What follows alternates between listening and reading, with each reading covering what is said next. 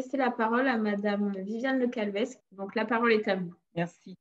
Bonjour à tous. Donc, moi, je vais me placer surtout du côté de l'orthophoniste, donc qui est un autre domaine, enfin un domaine complémentaire en tous les cas, l'orthophonie, de ce qui vient d'être évoqué, et de façon un petit peu plus orientée vers la prévention en domaine de langage.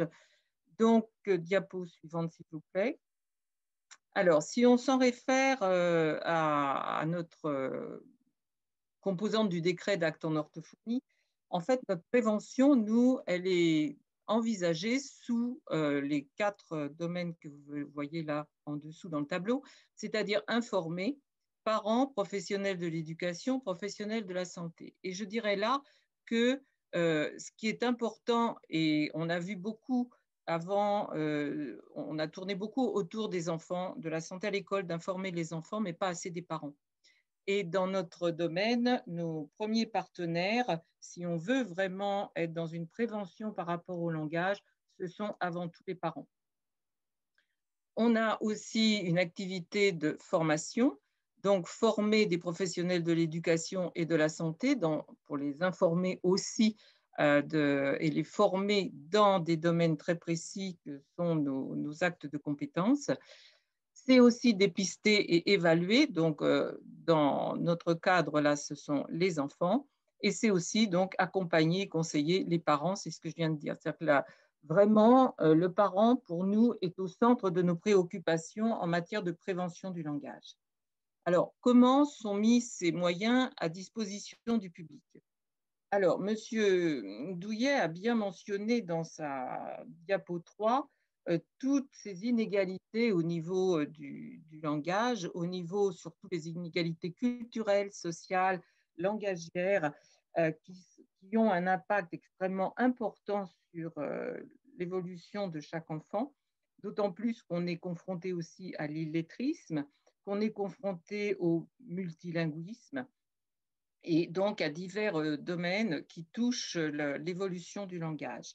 Et les moyens qu'on met à disposition actuellement sont bien sûr l'entretien quand on voit les parents en consultation pour un premier bilan initial, mais essentiellement des moyens qui vont être des moyens plutôt via Internet, via des réseaux sociaux.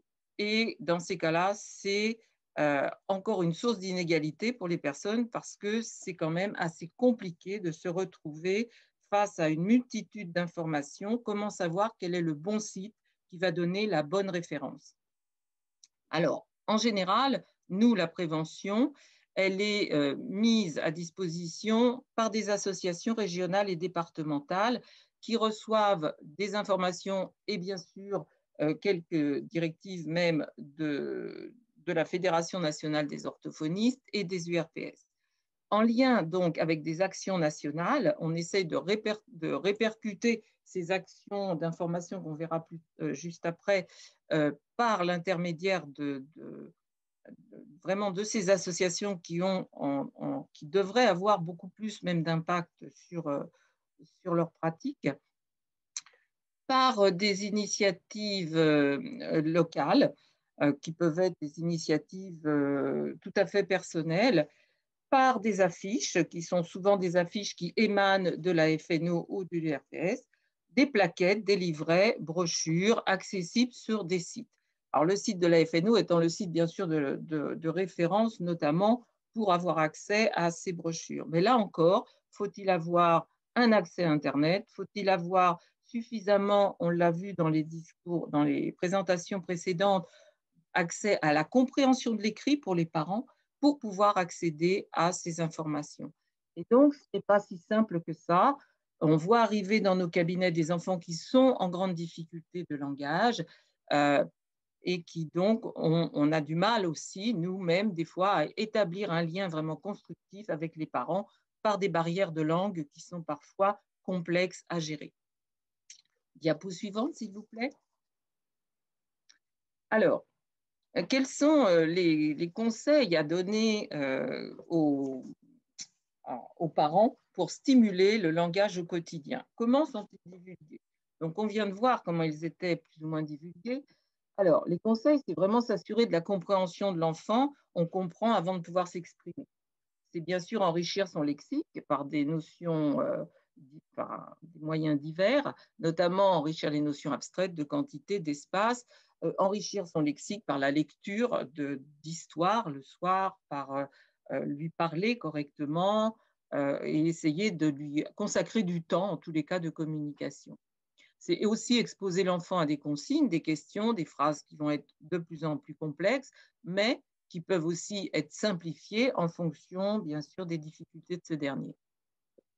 C'est également répondre et encourager ses demandes et sa curiosité. Et donc, ces conseils sont plus ou moins bien reçus.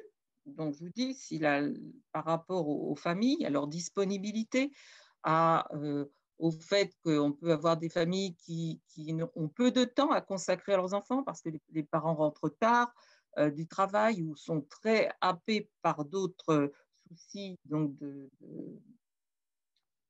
familiaux ou au quotidien et consacrent assez peu de temps aux échanges, si ce n'est aux échanges quotidiens basiques d'une vie familiale basique. Alors, il y a plusieurs petites affiches qu'on peut voir dans les cabinets d'orthophonie notamment et qu'on peut aussi se procurer sur Internet. Donc, on a le site infolangage.org qui donc peut procurer cette affiche, mais encore faut-il savoir la décrypter, la lire. Et là encore, ce sont des points de référence à peu près suivant les âges, tout en sachant que les enfants, là aussi, vont être plus ou moins éveillés, plus ou moins en difficulté. Mais cela permet quand même d'avoir par rapport à des parents qui seraient inquiets sur leurs enfants, d'avoir un peu un fil conducteur qui leur permet de voir si l'enfant est beaucoup décalé ou pas beaucoup par rapport à son langage. Et puis, nous avons aussi donc une affiche, donc l'affiche qui est aussi une affiche collective entre la FNO et le CEPLOL, qui est le comité permanent de liaison des orthophonistes et logopèdes de l'Union européenne. C'est-à-dire que là, il y a une action de prévention et d'information mise en commun par rapport à l'Europe pour les pays francophones. Et là encore, on retrouve cet état d'esprit de situer les moments clés importants pour l'évolution de l'enfant, comment il doit s'exprimer, quels sont les prérequis, qu'est-ce qu'on attend à cet âge-là d'un enfant au niveau de son langage oral. Diapo suivante, s'il vous plaît. Alors, on a des exemples de plaquettes qui sont donc téléchargeables avec quelques actions qui ont été mises soit au niveau local, soit au niveau national. Alors, bien sûr, j'ai commencé par Clermont-Ferrand, en chauvine que je suis. Donc, l'affiche, là, on voit OP63, qui est une association de prévention qui est située à Clermont-Ferrand et donc qui, entre autres, participe à l'action nationale qui est Un bébé, un livre, qui est donc une action qui est faite au niveau des maternités, mais un jour seulement sur une journée. Donc, c'est quand même un petit peu compliqué. Ceci dit, les livres sont distribués, bien sûr, à tous les enfants qui sont nés dans l'année. C'est souvent en partenariat avec d'autres associations qui peuvent permettre justement de divulguer ces ouvrages. Mais là encore, au niveau de l'information, je pense que cette prévention devrait être systématiquement faite dans les crèches, systématiquement faite dans les écoles maternelles, systématiquement appliquée enfin, en tout cas divulguée dans beaucoup de centres et hélas, ce n'est pas toujours le cas. Si on prend les exemples de plaquettes aussi à télécharger, on a un nouveau livret donc, de prévention. Donc ces nouvelles, on a effectivement, vous allez le voir à la suite de ça, le site Allo Ortho, qui est un site très récent, on va le voir prochainement là, dans la prochaine diapo. Donc, ils mettent à disposition un nouveau livret de prévention de langage 0-3 ans, donc qui est très récent, hein, puisqu'il date d'avril 2021. Donc, c'est quelque chose qui est vraiment très récent, que tous les professionnels devraient pouvoir se procurer et devrait également pouvoir inciter les parents à avoir ce petit livret. Alors, j'en ai pris que quelques-uns des documents parce que sinon, ça aurait été trop fastidieux et complexe. Il y a une plaquette objectif langage qui complète un peu et de façon un peu plus adaptée les affiches qui sont un peu trop compactes, je dirais. L'objectif langage, c'est une plaquette qui vraiment va détailler et est assez intéressante au niveau de ce qu'on attend et de ce qu'on peut faire et avoir comme échange avec son enfant. Et puis, il y a une association qui a notamment donné aussi un livre chaque soir. Euh, on peut donc voir que si effectivement on lit un livre par jour à son enfant, ils en auront lu 1095 en 3 ans. On est bien loin de ce compte-là. Mais voilà, c'est vraiment vers ça que devrait tendre, en tous les cas, notre prévention en tant que professionnel du langage. Il est évident que si on veut atteindre les objectifs qui ont été décrits précédemment, l'école ne peut pas être la seule intervenante dans ce domaine et on doit vraiment inclure les parents et les autres professionnels dans cette approche, en tous les cas, de l'évolution du langage oral chez l'enfant. Diapositive suivante. Alors, depuis septembre 2019, il y a eu une mise en place progressive par la FNO et les URPS du site Allo Ortho dans différentes régions. Ce n'est pas encore généralisé du tout. On sait que tout ce qui se met en place prend du temps.